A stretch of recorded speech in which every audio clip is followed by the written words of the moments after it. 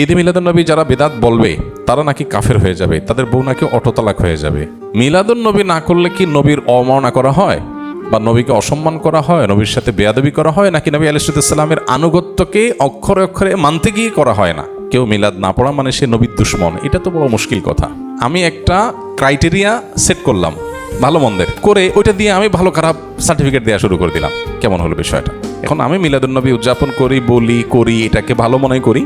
এখন এইটা একটা আমার কাছে ক্রাইটেরিয়া। আমি এটা দিয়ে বললাম মিলাদুন্নবী করেন, আপনি করেন না, নবীর দুশমন।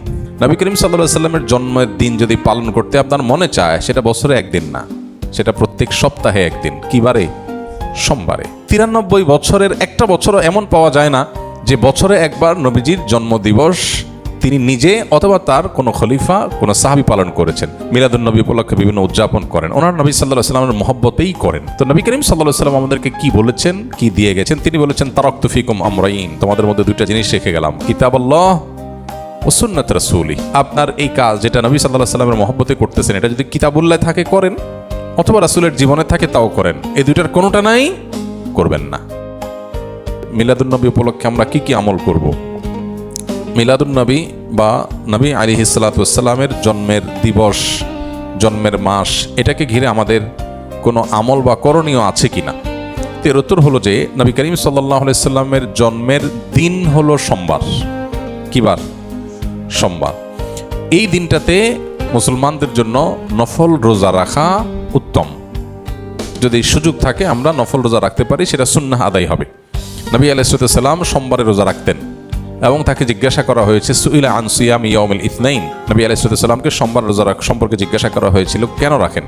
তখন তিনি বলেছেন যাকা ইয়াউমুন উলিদতু ফিহি, কারণ এটা এমন দিন যেদিন আমার জন্ম হয়েছিল। তো নবী আলাইহিসসালামের জন্মকে ঘিরে যদি কিছু করার থাকে সেটা হলো সোমবারে রোজা রাখা। এর বাইরে জন্মের বার্ষিকী পালন, এই কালচারটা তখন ছিলই না নবী আলাইহিসসালাম বা সাহাবীদের মধ্যে। এখন যেরকম আমরা জন্মদিবস বছরে একবার পালন করি, নবী করিম সাল্লাল্লাহু আলাইহি সাল্লামের জন্মের দিন যদি পালন করতে আপনার মনে চায়, সেটা বছরে একদিন না, সেটা প্রত্যেক সপ্তাহে একদিন। কি বারে? সোমবারে। এটা বিশুদ্ধ হাদিস দ্বারা প্রমাণিত। এর বাইরে যদি আপনি বলেন না আমি বার্ষিকী পালন করব, তাহলে এই জন্মের বার্ষিকী পালন করার এই কৃষ্টি, এই কালচার এসেছে প্রকৃতি পূজারীদের মধ্য থেকে।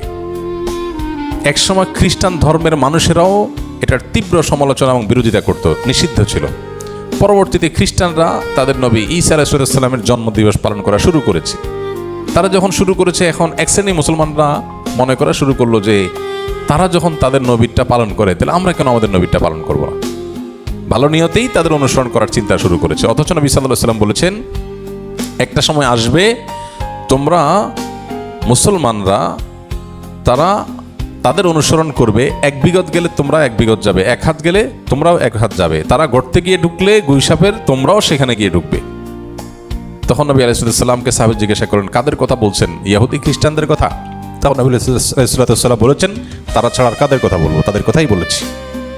অর্থাৎ তারা যা করে আমরা তা করবো। এখন ওরা ওদের নবীর জন্মদিবস উদযাপনের নামে তারা ক্রিসমাস ডে পালন করে, যদিও সেদিন ঈসা আলাইহিস সালামের জন্ম হয়েছে কিনা সেটা আর এক ঐতিহাসিক বিতর্কের বিষয়। কিন্তু আমরা মুসলমানরা অনেকে মনে করি তাহলে আমরা আমাদের নবী মুহাম্মদ সাল্লাল্লাহু আলাইহি সাল্লামের জন্মদিবস অনুসরণ করব। আমাদের নবী মুহাম্মদ সাল্লাল্লাহু আলাইহি সাল্লামের জন্মের পর উনি দুনিয়াতে বেঁচে ছিলেন কত বছর? 63 বছর। ওনার মৃত্যুর পর সাহাবীরা প্রায় শতবর্ষের মতো, সর্বশেষ সাহাবী দুনিয়া থেকে যাওয়ার ইতিহাসটা প্রায় কয়েক যুগ, শতবর্ষের মতো। এবং খোলাফায়ে রাশেদা তারপরে দুনিয়াতে বেঁচে ছিলেন কত বছর? 30 বছর।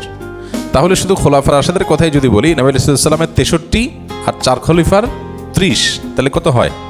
93 বছর। ইসলামের স্বর্ণযুগে খোদ নবী সাল্লাল্লাহু আলাইহি সাল্লাম এবং 4 খলিফার এই 93 বছরের একটা বছরও এমন পাওয়া যায় না যে বছরে একবার নবীজির জন্মদিবস তিনি নিজে অথবা তার কোনো খলিফা, কোনো সাহাবী পালন করেছেন। তো তাদের চাইতে কি আমরা তাকে বেশি ভালোবাসি? আল্লাহ কোরআনে যাদের প্রশংসা করেছেন তার নবীর অনুসারী হিসাবে, তো তিনি নিজে যেটা করেন নাই, তার খলিফারা যেটা করেন নাই, তার সাহাবীরা যেটা করেন নাই, এখন খ্রিস্টানদেরটা দেখে দেখে আমরা করব, এটা ইসলাম না, এটা ইসলামের নামে বিভ্রান্তি। আল্লাহ আমাদেরকে বোঝার তৌফিক দান করুন।